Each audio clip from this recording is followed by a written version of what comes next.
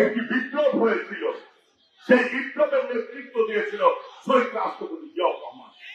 তিনি বাংলাদেশকে ঐক্যবদ্ধ করেছিল, বাংলাদেশকে একটি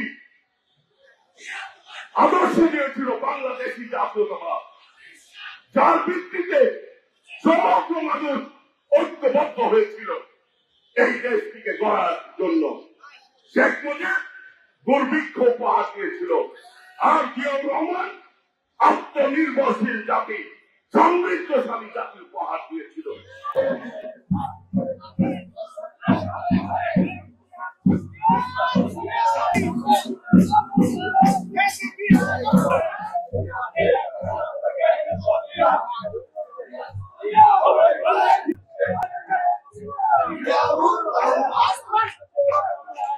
জিয়াউর রহমান দেশ থেকে বেগম খালেদা জিয়া তবে নেত্রী আছে, হাসিনা পালিয়ে গেছে, নেত্রী আছে। ও